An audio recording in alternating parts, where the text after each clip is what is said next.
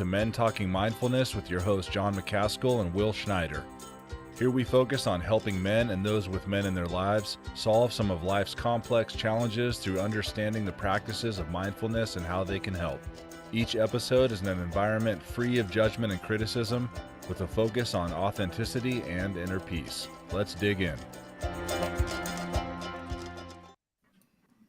Hey, welcome back, everybody, to another episode of Men Talking Mindfulness on our special sub-series, Masculinity 2.0, where we're upgrading masculinity right here on the air and helping men become more aware of aspects of their life that they can improve on to kind of get away from the toxic masculinity, if you will, the confined masculinity as well. This is upgrade number 5. Here's a little quote from our guest today, Ed Frauenheim.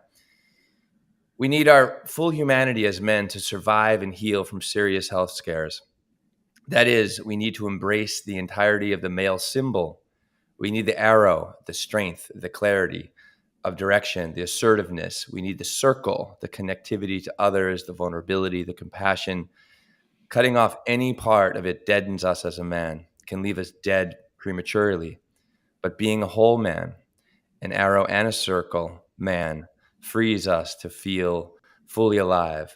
At least that's what my healing heart and head have taught me. So, hey, once again, Ed Frauenheim, our author of Reinventing Masculinity, is back joining us today. We had a second season, I think we had you on, Ed, with Reinventing Masculinity, and it really taught us a lot and actually helped create a lot of the vernacular that we continually use here on Men Talking Mindfulness about liberating masculinity versus confined masculinity, what they look like. We're also going to dig into the 5 C's a little bit today. So Ed, welcome back to the show and welcome to Masculinity 2.0. Thanks for being here. My pleasure, Will. Great to be with you and John.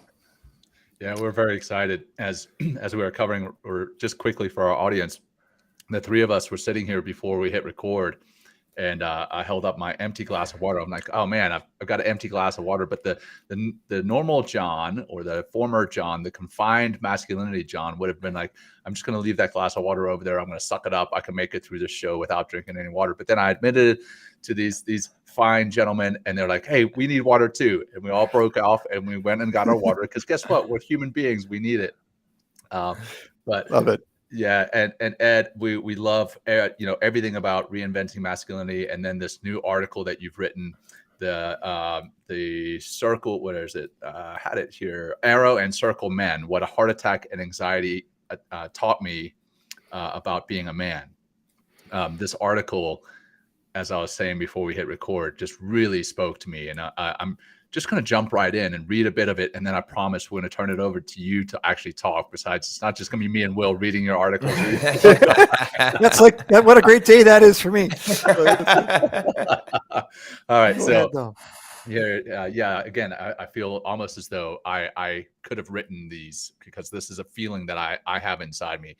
But you write coronary, thank you. Wow. Artery spasms aren't perfectly understood, but chief suspects for them include extreme emotional stress, smoking, and illegal stimulants like meth and cocaine. Since I'm not a smoker or a coke user, stress was likely the culprit. I was juggling a lot. My full plate wasn't about trying to put food on the table for my family. Now, many times as men, and this is not part of what you wrote, but many times as men, we do convince ourselves that this is the case, that, hey, we're doing this for our family. We're doing this to put food on the table. We're doing this to provide some kind of security. But in fact, a lot of the time it's actually ego. I don't know if you're a Breaking Bad fan, but in Breaking Bad, there's a scene all throughout the entire series. He talks about how he's cooking up meth in this RV and raising millions of dollars for his family. And then finally, at the very end of the show, he admits, you know what, this wasn't about the family. This wasn't about you at all. It was all about me. I wanted to do it for my ego. And I personally struggle with this. A lot of the time people will come to me and say, hey, can you help me with this project? Or can you collaborate with me on this? And I want to. And it's not, in complete honesty, not all for them. And it's also not all for putting food on the table. It's for ego. I want to be the hero to kind of fix this person, fix this organization, whatever the case may be. Now, you go on to say that you also needed to parent less or less intensely. These work and parenting shifts also reflect a more mature, integrated masculinity, I think. If we only align ourselves with the arrow energy, so that's from the arrow in the circle man symbol, we men can work ourselves sick when our aim and our self-worth are all about achievement and reaching goals. We will all but kill ourselves climbing the corporate ladder. Purely arrow parenting, for its part, is about disciplining, controlling, and protecting our kids. To some extent, we must do those things as dads, but we fathers also have to release our children into the wider world. We have to trust them and trust the community to care for them. And if we want to be present for our kids as well as avoid burning out on the job, we have to temper our time working. We have to make space for connecting with our children. That's enough of me reading what you wrote, but I was like, oh my gosh, these lines from that article really spoke to me so much. And I wonder if you could just kind of expound a little bit on that and talk to what I just talked about there about the arrow versus the circle in both the professional and the personal lives. Thanks, John. I'm really gratified that both you and Will have found this essay meaningful. It was not something I'd really planned to do. It came out of a heart attack and an anxiety attack, as I mentioned, and probably was out of that stress that the section you were just reading.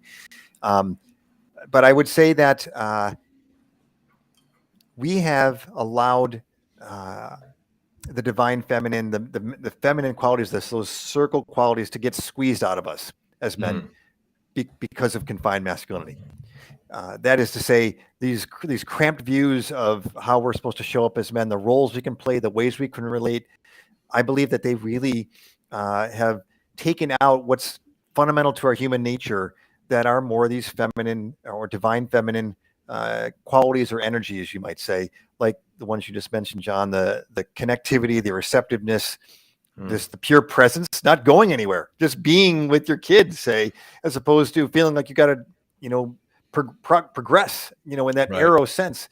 And we need both those energies, I believe, to really live fully.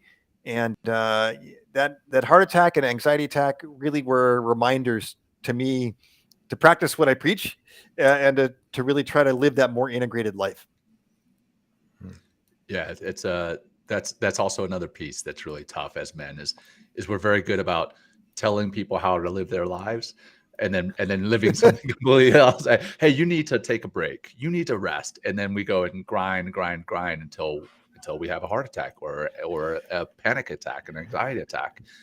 So it's pretty wild, the difference in what we preach and what we practice. So hopefully I'm going to be better about practicing a lot of what you mentioned and saying no more often and just realizing, hey, you know what, we have to cut back for our own mental and physical health. And then for the relationships that we supposedly care so much about.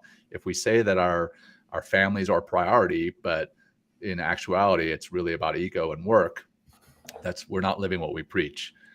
Over to you, Will. Well, no, how much, Ed, were you aware of these circular qualities? And maybe we could just kind of like break down what those, we kind of, I mentioned them in the opening, quote about it. It's a connection, compassion, vulnerability. So maybe we can kind of, maybe like, or we can go into like the typical masculine or like what we identify as masculine in our society as like really that arrow, like that, when I went through, I had 2 yoga trainings, and the second yoga training I went through was with a female teacher, and it was a divine feminine training.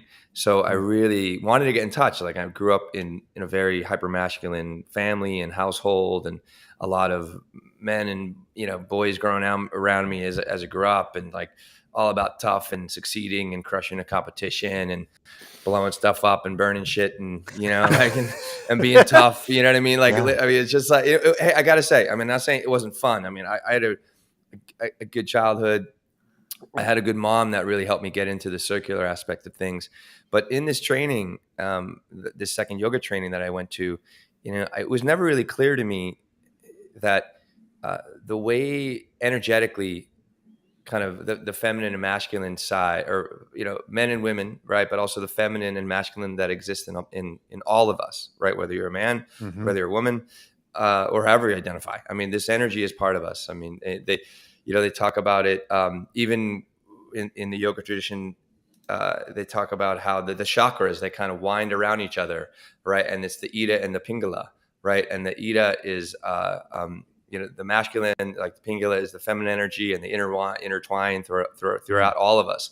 And one thing that became clear to me, and I really began to understand, this masculine and feminine, is like the linearity in men, like trying to get stuff done, trying to succeed, like doing your checklists, like, you guys, both of you spoke of the anxiety of being a father, and I understand the anxiety of running a business, and, just got to get stuff done, keep growing, keep going, keep moving forward. And then the other side that this training helped me understand was the circular nature of feminine, and how it's like community energy, connection, compassion, and these softer qualities of that a confined masculine, right, or toxic masculine would typically ignore, or has been taught to ignore. So so why don't you just start breaking down this arrow and circle, and then see where we can move from there.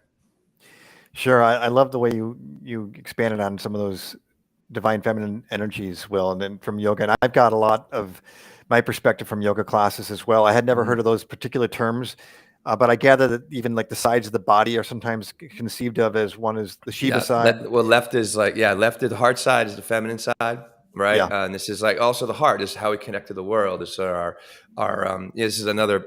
So I'm going to go down the yoga rabbit hole for a second.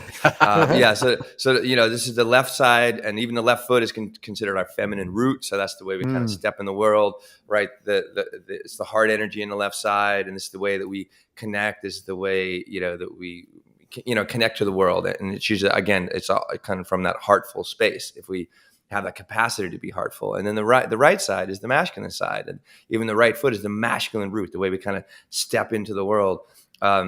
And that's like we sign the checks, we write the contracts, like and do things in a very contractual and also transactional way. Is the right side, but we have both sides. So yeah, I love that, and I would say for a lot of guys, this concept might feel foreign, or they might not believe in it. But I think that if we take a closer look at how most of us are raised, we will see that feminine side gets smushed out. Like many of us have memories of when we're very young, or we can hear stories from when we were really young from our mothers, often about a lot of compassion, expressions of love we had, or feelings of harmony with others. A story that I think I put in this essay, or else in another piece of my writing, was singing in church when I was like 4 years old. And it was probably one of the most powerful spiritual moments I had of I was standing on the church pew, because that was how small I was, and sort of to be kind of close to the grown-ups in height and see the folk band at the front of this Catholic church I went to outside in Buffalo, in the suburb of Buffalo. That was a moment of unity.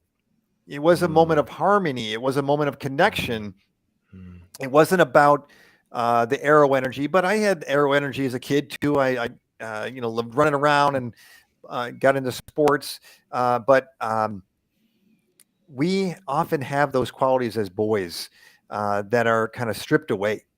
And Bell Hooks, the author, died not long ago, talks really powerfully about boys being kind of yanked from the wisdom and the love and the connection to the mother, because you don't want to be a mother's mama's boy, mama's boy, right? It's funny. We all know that term, right? It's very explicit.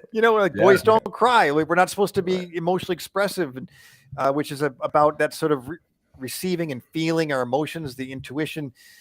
So a lot of this stuff just gets smushed out, and also then all the playground stuff of are you tough enough, and how are you going to fit into these pecking orders that often take shape pretty early on in the playgrounds, if not within classrooms. So it's in that masculinity symbol that we've gravitated to as a society since the Greeks onward, probably. The circle is right there, and so is the arrow, or in the yin yang of the Eastern, which has got a lot of similar concepts, right? It's in the yoga tradition. These things it's kind of hidden in plain sight that we have masculine and feminine, but we tend in the West, especially, to ignore that past or not see how it has been taken from us. Yeah. John. Yeah, please. Well, I like also the fact that you went back to your spiritual upbringing, and you mentioned that in this article as well, and you specifically said something to the effect of the spiritual journeys, or anyone who wants to do any research into any type of spiritual aspects or mindfulness, like Will and I are doing, that's kind of woo-woo and kind of looked at as feminine. And you said that you had bought into these biases, and even though I've long been drawn to explore the sacred, I've harbored shame about that desire.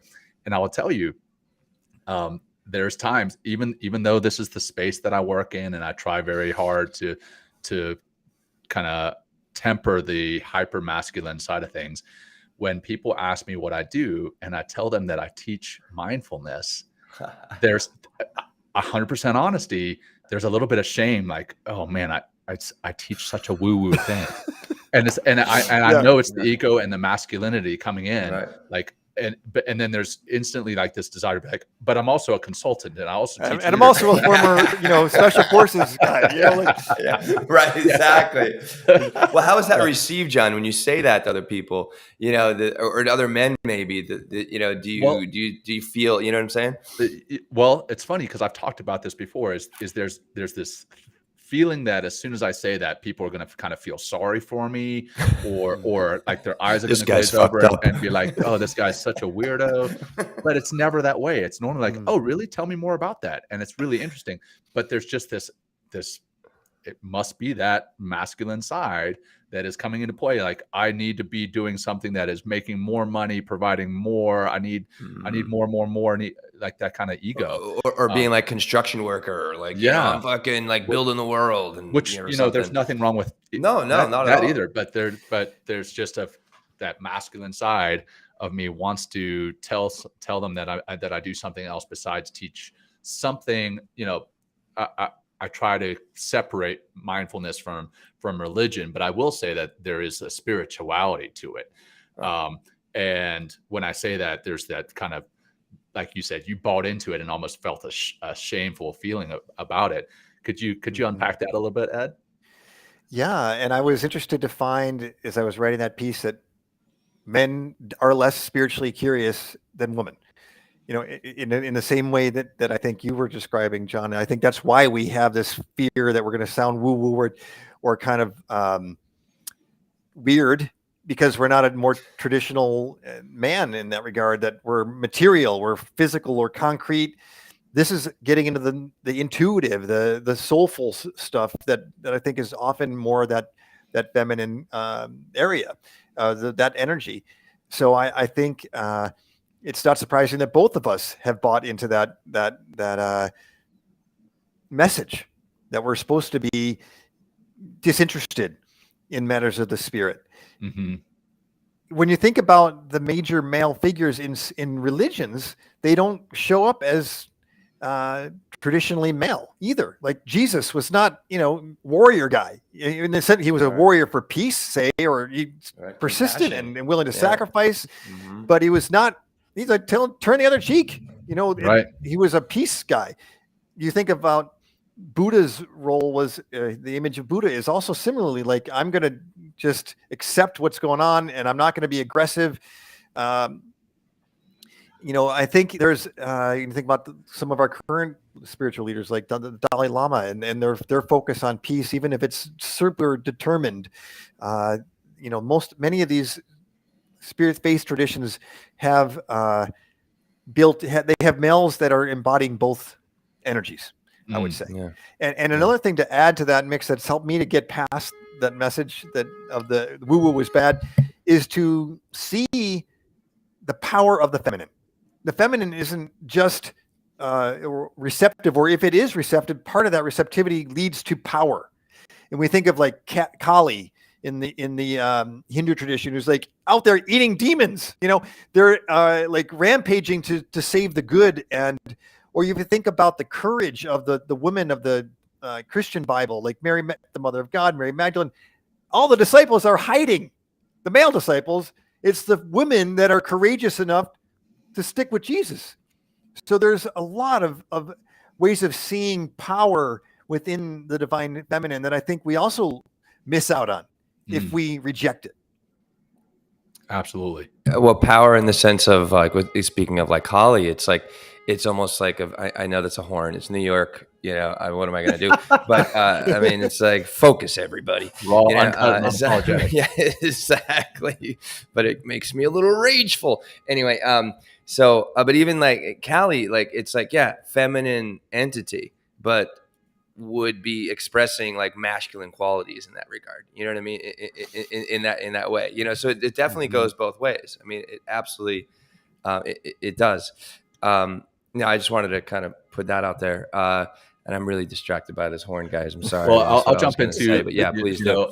Another piece that you talk about, and we talked about this in Reinventing Masculinity, but you actually felt it physically manifest in that, because we're so ego-driven, materialistic as masculine types. Often we put ourselves on the back burner, and that includes taking care of our health. We won't go to see the doctor as often as women do. We admit that, or rather, we won't admit that something that we're experiencing is in fact a sickness, except the man cold. My wife will tell you that the man cold is the worst thing out there, and all men will claim the same. But when it comes to anything that has to do with aging or accepting some level of quote unquote weakness, we were like, no, that's not happening to me. There's no way I'm having a heart attack. But then you did in fact experience a heart attack, and it was not due to the typical causes of a heart attack. Can you talk about your heart attack experience and then the anxiety attack afterwards, and how that has changed how you perceive life, I guess, for lack of a better term? Thanks, John. My heart attack was not traditional in the sense of the plaque buildup on the arteries of the heart from, say, eating poorly, say, or being really unfit. I'm pretty fit. Although I just am working to lose the COVID-19 pounds that I put on during COVID. I'm down to about 9 so far. Nice. But I was stressed, as we talked about before, and that led to this crimping of an artery. It's literally, I saw a picture when the doctors at Kaiser Permanente did this amazing procedure. They went in with a camera through my wrist. I had basically felt weak and nauseous on the sidewalk, like a typical expression of a heart attack, but it wasn't a dramatic one. I wasn't knocked out. I did call the doctor, even though my wife was first like, maybe you just need to have a little bit of breakfast. Because I can be a little hypochondriac. This is one of my challenges as someone who's wrestled with anxiety also. But when I got in there, they said, they found this problem was a crimping, like a clenching of the artery, and then they squirted some nitroglycerin through this tube that would also had a camera in it, and it just opened up again. So I was really lucky in that regard to have that. And a piece that I'll say around, what one of those early lessons was when I went into the hospital with this heart attack or with this concern. I was trying to be that playful tough guy up until while I'm sitting or lying in a gurney. They're doing all the blood tests to see if there was evidence of a heart attack. And at one point, a woman doctor came up to me and said, "Yes, you did have a heart attack. Your blood levels showed troponin, this marker of heart attacks."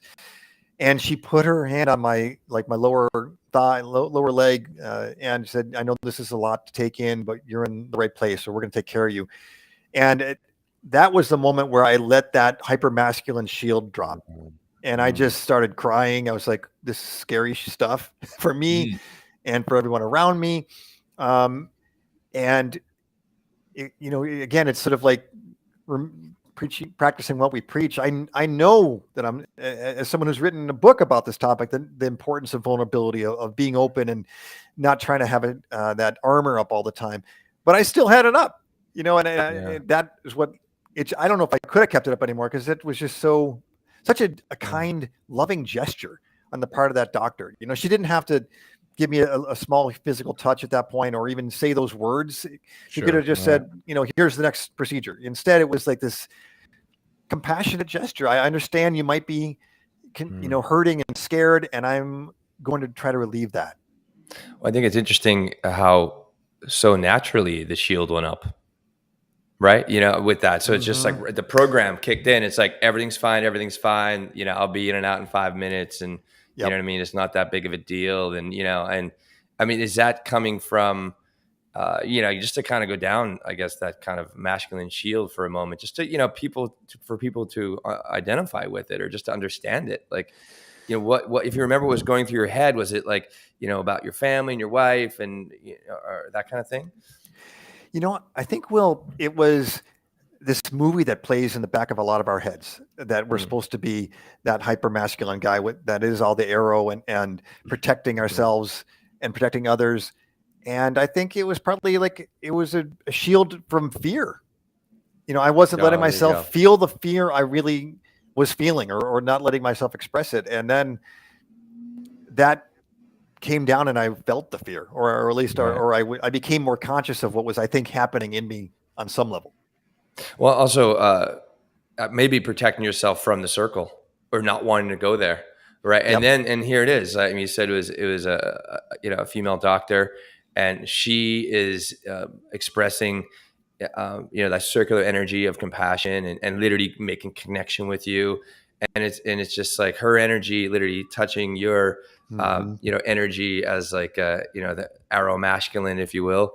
And it's just like, boom, you just melted. And it was just, like getting down, we call it embracing your full humanity, like really being human in that moment. And part of that, humanity is really being authentic with what's going on, and being honest with what's going on, and recognizing those feelings instead of running away from them. And that's just like, it sets up a nice, beautiful picture of as far as like what's possible, but if you want to comment on that, or. Yeah, I think you put it really well there. And I think there's something about the power of touch and being in touch with our bodies completely. That so many of us guys are not. We only see the body in play in the sports arena, or maybe in the bedroom. But those are like the only places, maybe we like to eat, but there's all these other ways we can be aware of our bodies and of our health that we tend to ignore, that, if we paid more attention to those, circular, more feminine energies around, how are we doing, and how are we in a still place, not just, going to the goal, or having sex. So I think that the touch really helped settle me and allowed that shield to fall in that moment. Should I go on to the anxiety piece too? Because I think there's some interesting stuff there, as John asked. I just don't want to. Please. Yeah, absolutely. And that was kind of a big deal for me to acknowledge the extent to which I've wrestled with anxiety in this piece. I know you guys are doing such a great work to destigmatize mental illness and mental health challenges. And, I acknowledged in this piece that I've wrestled with anxiety especially some bad episodes, a couple of times in my life. And I had an anxiety attack that I was having more heart attacks soon after I got out of the hospital. And I understand that's actually not that uncommon. I'm sure that many guys do feel like they might be having another one. And in this health issue, it's just not, we should stop seeing mental health as completely not health, right? It's not unlike physical health, other medical problems. The receptivity I needed to engage in with my wider community, as well as a mental health professional, a Kaiser counselor, was so important to me getting through it, healing from it. And that included some real reflection and reconnection with, even peacemaking with my father along the way. If you guys remember that piece of it, I had to really kind of look back at a thing Yeah. my counselor said, which is maybe you need to grieve your childhood Yeah. because of the level of fear that my dad's kind of bad temper created, in me as a kid. And so there was a lot of healing that I was able to do once I embraced the circle in those moments, including, the spiritual part of the circle. And I am really grateful that I have so many people around me that, not unlike what you said, John, when you say you're a mindfulness teacher, people are often curious and welcoming.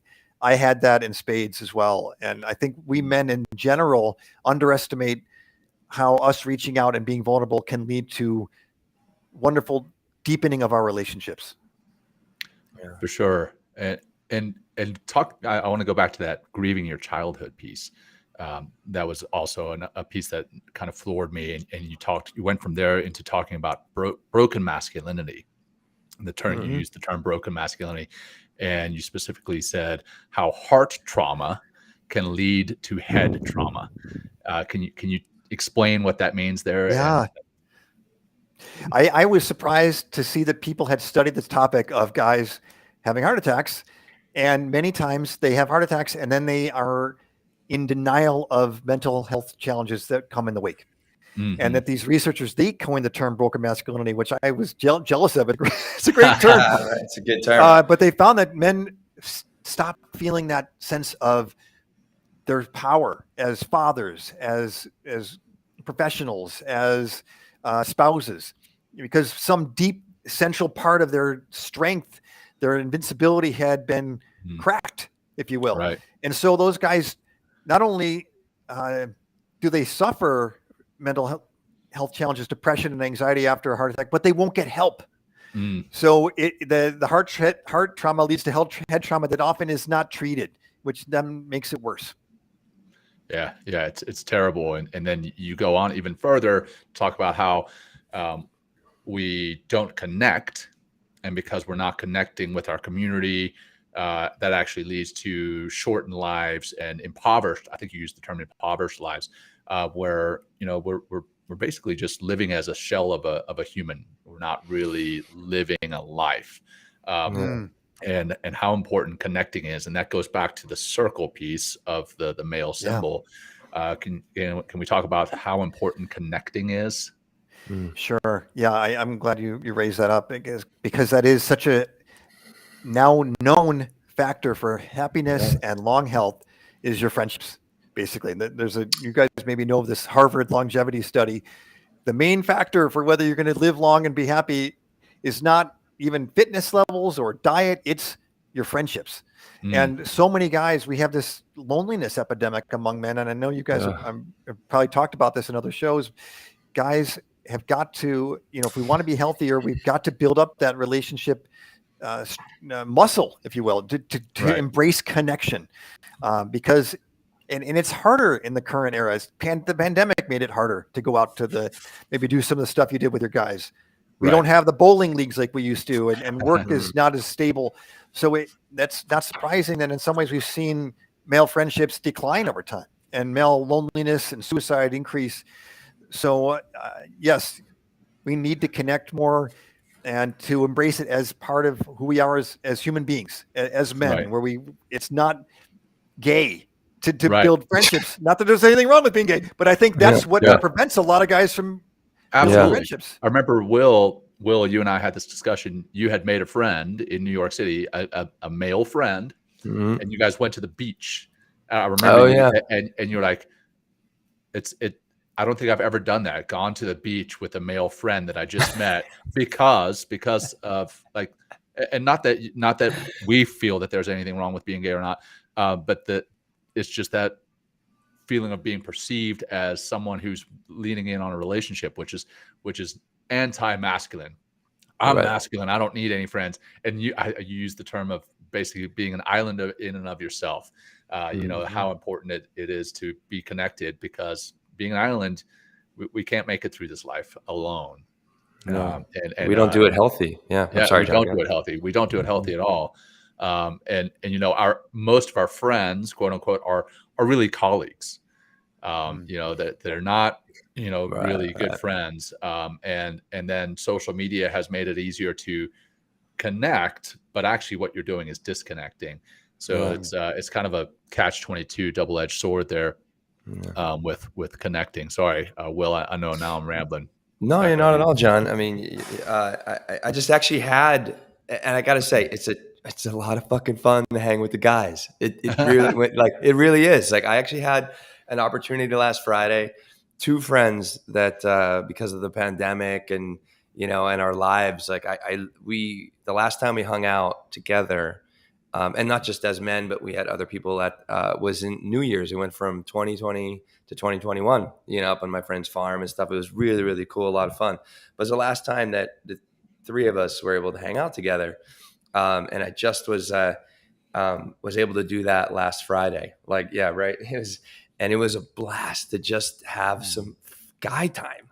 You know what I mean? It's just like there's something, that if you really, I think if keeping in line with this conversation, if you embrace the fact that you enjoy, or I enjoy, like just hanging out with some guys and having some bro time and, having some of those like male conversations, if you will.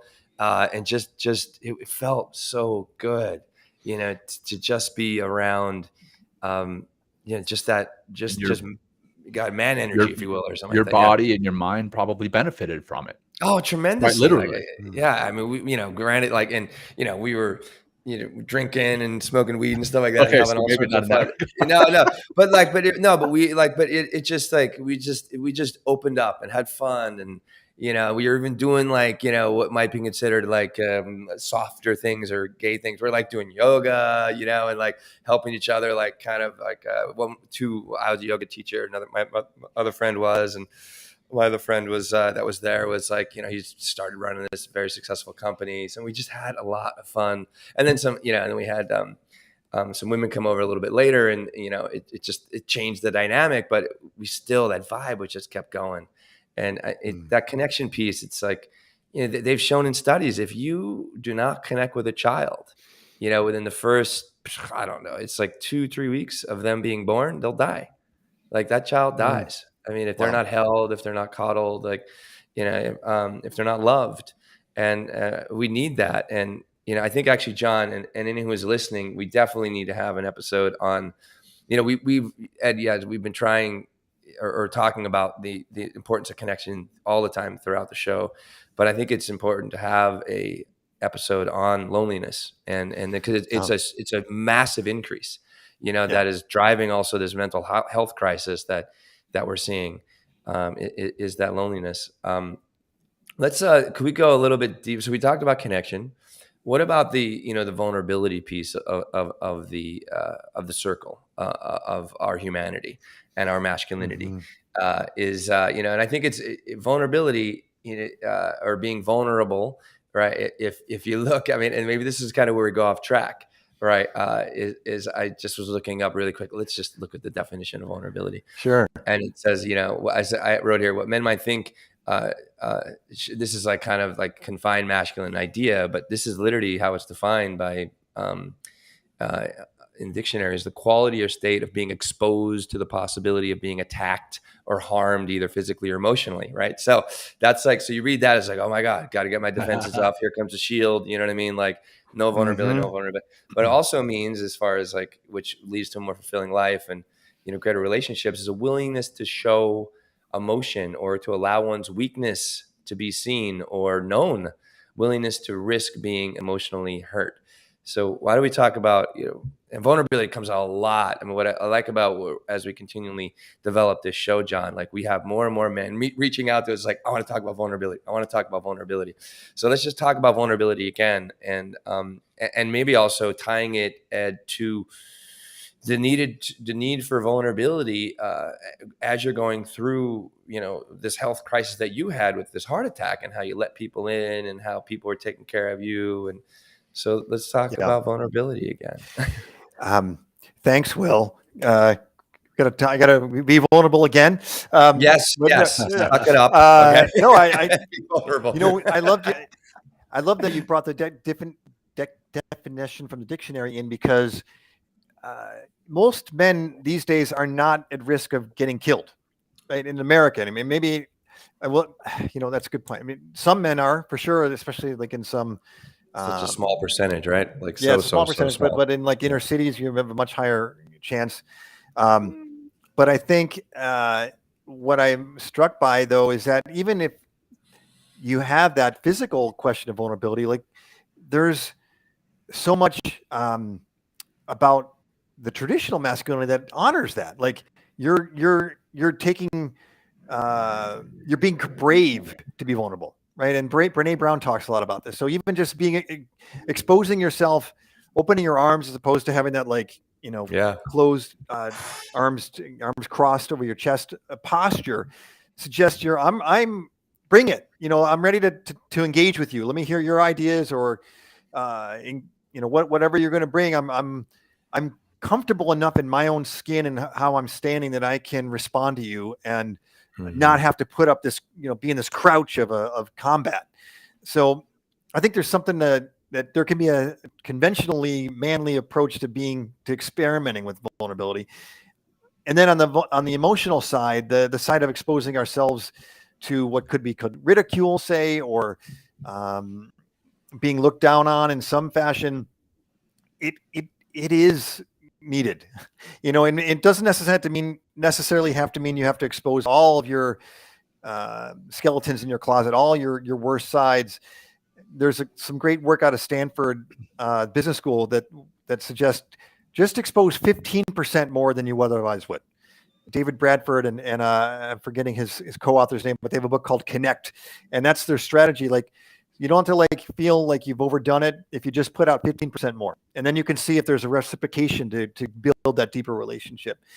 And in my case, with this piece and with this experience I had with anxiety, I was telling people, yeah, I was afraid I was incontinent when I first had a kid. I mean, how embarrassed! That's almost like the ultimate unmanly thing, not being able to control when you pee, right? Right. And it was like, in fact, I wasn't incontinent, but just the fear of it was so embarrassing.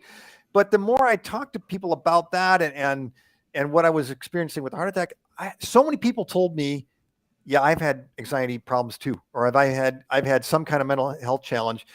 And the level of depth in the friendships and the loving relationships I have with family and friends and also colleagues, you may have heard me say, like some of the people outside of my inner circle that I shared with, I feel like we're ready to be together for the rest of our lives. That's the level of intimacy that got built by me being vulnerable.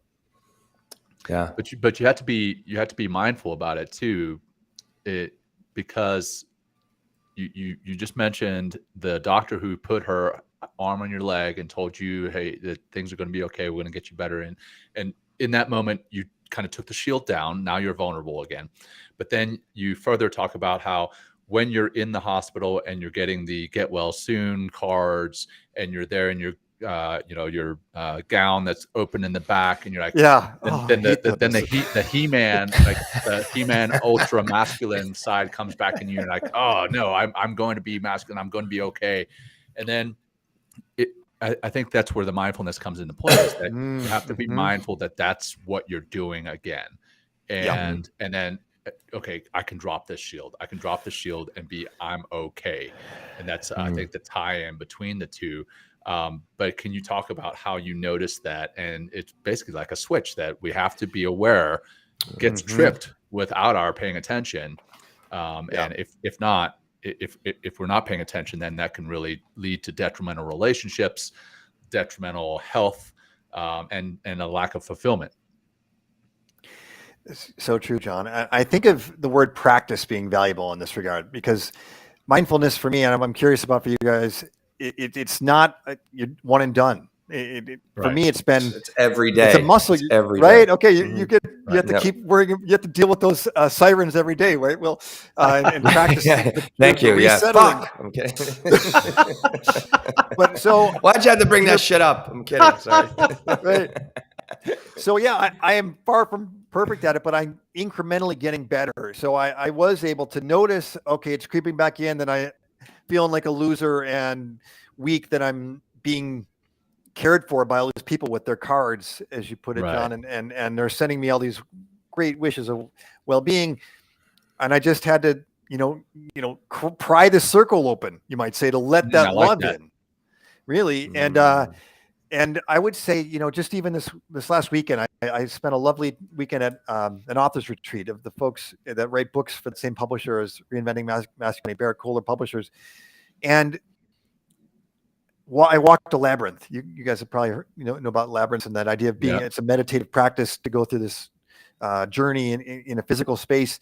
And I realized that movie of not being the enough of a guy, enough of a person is so strong, because I'm considering writing another book that would be maybe based on this piece, among others. It's like a more of a memoir, a masculinity memoir.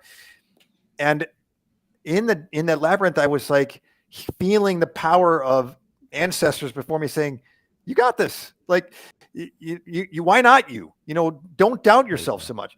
So that was a moment of becoming mindful of the doubts that plague me, and I think plague a lot of guys, that we don't feel like we measure up. Does that resonate for you guys? 100%. 100%. Yeah, it definitely does. It's like, the practice can help with that too. That, instead of collapsing into that negativity bias, or, or only, growing and going only as far as our ancestors or like our parents or something like that, but taking that big leap, taking that, and that brings up also the, another part of the circle is that courage, right? The courage to get out on the skinny limb, whether that's like, writing another book or starting a new project, but also the courage to be authentic, to show up, to ask for help. Like, it's all, and as you continually exercise more of that courage, right, you really begin to see that we're pretty fucking unstoppable if we want to be, and what helps us to be continually more unstoppable is asking for help, like calling in other people. Like, I don't know all the answers, or I don't, I don't know how to take this next step, but I want to, and you mentioned earlier as well, it's like surrounding yourself with people that are courageous, that are going to, push you forward, but also keep you honest, and make you think about things that maybe you wouldn't have thought of before, or without having that influence in your life. And that's connection. I mean, so that's, and what's this leading to, right? All this leads to growth, right? All this leads to growth. And if you're growing on the inside and you're taking that energy out into the world, like, you're inspiring others to grow. And it's like, instead of being in the island again, and just like, I can do it, man. I forget the quote about, if you want to go fast, go alone, right? Yeah. If you want to go far, go together. Right. And, and it works the only way we've created this entire society, this beautiful world. I mean, I live in the city, like these giant fucking skyscrapers all over the architecture that goes into them, like the math, and then the hard work that it takes. I mean, it's completely impossible without us collaborating, connecting, cooperating, and what really makes anything thrive is that compassion, that connection, that authenticity. Will, I feel like you're just laying the groundwork for covering the 5 C's. Let's do it. I think you covered 3 of them there. Courage, connection. I don't know what else you said. Curiosity and commitment. Yeah. So I know we covered this in our first Reinventing Masculinity episode, but Ed, if you could unpack the 5 C's from Reinventing Masculinity and explain that to the audience, if you have that at the ready. Sure. I got it right here at the ready. Yeah, you guys you've named them wonderfully. Like, we see the 5 C's as a path to liberating masculinity, to breaking out of some of those confines, to living that full arrow and circle masculinity, the whole humanity piece. And you just named them, like curiosity. Start asking these questions that kind of get, again, smushed out of us when we're kids. You're not showing up as the smartest guy in the room and the best if you start asking questions. But then the courage piece, and Will, I love how you talked about how it is courageous to ask for help. And guys, we have the ability to be courageous, but typically we limit it to certain realms. like the physical realm, the financial realm. We'll do something hard. We'll take a risk in it with our business, but can we be courageous in the emotional realm? To be going out on the skinny limb, as you put it, and maybe acknowledging our fears, say. And then the compassion piece, we've got it in us, even if we got to unearth it a bit, and a lot of times our behaviors are compassionate and sacrificial, but we're not super explicit about being willing to say, I do care about you, or even I care about myself, and stop beating ourselves up. That's the first place we can express compassion. Compassion for men could look like, I got you, bro. Yeah, and that's as far as it goes. You know what I mean? That's a start. And sometimes, and that's a start. And I'm not saying it can't go any deeper. I mean, it doesn't. But like that could be where it stays. You know what I mean? I got your back, which means a lot. You know, depending on circumstance. Yeah. Sorry. So continue. Well, it's you're getting at this. So then connection would be the next thing. And how much connection can you do if you're only saying, I got your back, bro? Like the connection piece is when you're developing the intimacy and the relationship. And we're willing to talk and about not just even the fears and the wounds, but the joys. Like we don't even feel like we can share what, moves our spirit or makes us happiest or what our biggest dreams are often, because that also can look too weird, So I think there's space to go in either direction there on the connection piece. The last C is commitment. Can you make this a practice, as we were talking about? Almost like you got a meditation practice. Can you work on evolving, growing as a man, as you put it, Will, because there's something that's so rich and so much more fulfilling about life when you are embracing that full humanity. Yeah. I don't think we need to wait until we're in our 40s or 50s or have a heart attack or, you know what I mean? Yes. to right. I mean, in order to go to these places, like I would, and I think we're seeing it more in schools and the younger generations and stuff, but it's there. It's all waiting, to enhance your life, really. Tremendously. Yeah, please. Yeah, and I totally agree. And I do think there's stuff happening with like socio-emotional learning in schools. Yes. John's kid is probably going to be benefiting from this. How old is you got a daughter, John, or two? I've got 3 kids, 5-year-old. Yeah. So since we talked, we've had another one. We had a 5-year-old, a 3-year-old, and a 1-year-old. So okay, you're spacing them out nice and evenly. Yeah. Well, they're teaching. My kids got trained in like conflict resolution skills that were such that when my brother, sometimes I can think of him as my brother, my son got into a scuffle with one of his best friends, and the guy shoved him into a garbage can. He's like, you can't do that to me if we're going to be friends anymore. That it was, rather than like feeling really small or getting into a fist fight, it was talking with him in a kind of clear, I think he said, I don't feel safe with you when you do that. And you can't do that to me and be friends. So it was like, oh my God, why didn't I do that with the bullies way back in the day? That's what's been trained for the kids. And if we, Will, you were making me think it is an individual thing to make your life better, but we need, I think, to embrace this divine feminine spirit for the world right now. Right. Because that's what we need, and there's a great quote from Matthew Fox, a scholar. Can I just read this one thing he says about how he thinks we've banished the divine feminine for about 1,000 years or so, or a couple thousand years. And he says, the male soul has been profoundly wounded by this history, as has the female soul. Today, the stakes for finding a sacred marriage of the divine feminine and sacred masculine have never been higher. Our survival hangs in the balance. And to me, that's about global warming. It's about stopping wars. It's about reducing the inequality that leads to populism. It undermines democracy. It's a global issue, not just a personal one, as I see it. Sure. Yeah. Oh, 100%. Absolutely. Maybe I think we've kind of like we maybe have not given enough props to the arrow side a little bit of masculinity. I know we kind of like trashed it a little bit, or in the ways that it becomes toxic, the ways that it becomes turns into violence or turns into anxiety or turns into a heart attack. So maybe can we just maybe touch on how the arrow helps us, and then maybe and then bring it back, and then the whole, again, the humanity, we call it, HuMANity, embracing your humanity. Like, so you can still be a man, be masculine, but like, you're going to be a better man and a better human and have better humanity if it's you're all of it. So let's maybe talk about the arrow a little bit, and how it's helped our lives or something, if you will. I'm glad you're asking that. I mean, from my perspective, I think I want to honor that arrow and the way Hell yeah. it's played out, like in things like John's service, in the military, when we've got people sacrificing their lives, a lot of men or women embracing that kind of arrow, spear energy and actual arms to protect people, to battle, repressive regimes, that sort of thing.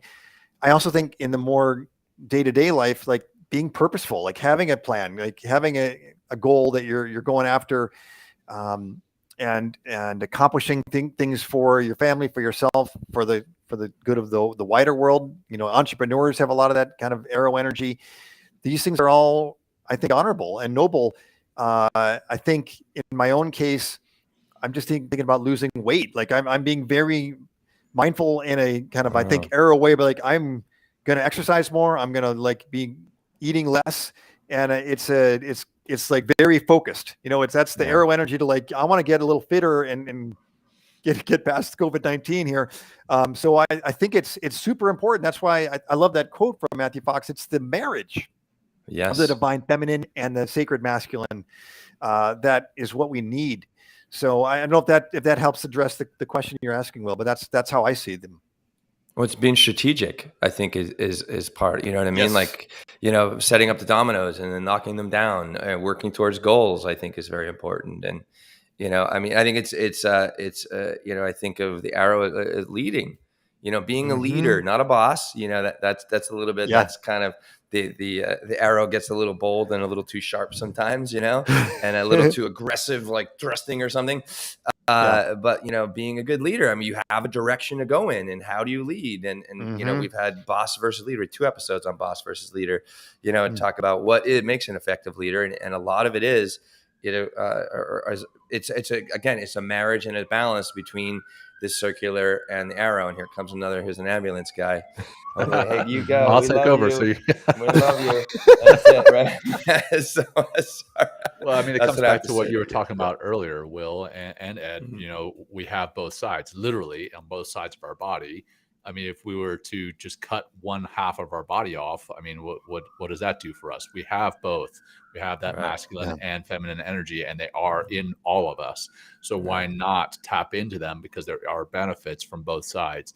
It only makes sense. And don't squash either one completely, right? Marry them and figure out what's best from both sides. I was watching. You guys see? Did you see the episode on Apple TV? SCE. I've seen the first episode. It's pretty. I mean, I don't know. Maybe this brings out my masculine side. I like the violence in it sometimes. You know what I mean? Like seeing all the. But there's this. Actually, I was watching yesterday's episode, and it was a father to son scene, and like the father was help fathering his son, and he's a prince, and he was talking about, he goes, what makes a great king, because you can be king someday, and he realized, you can see the book, I'm not going to be king.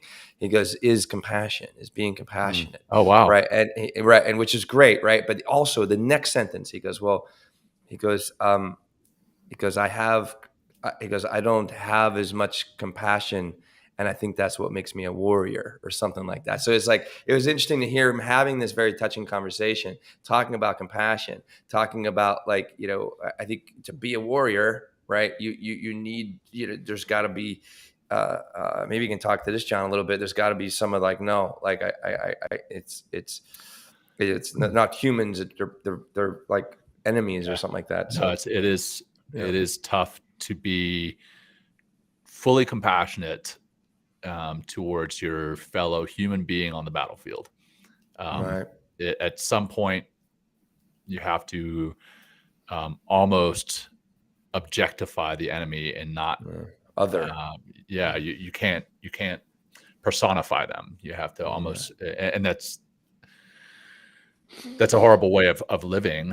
You can't live your life that way, but there's times on the battlefield you have to kind of draw that line. I mean, because it's either them or you or your buddy next to you. So in a way, you draw that line and you're like, okay, compassion can come out later. Right now, Yeah. I'm on the battlefield, and there's been times, right, on the battlefield where afterwards we take prisoners.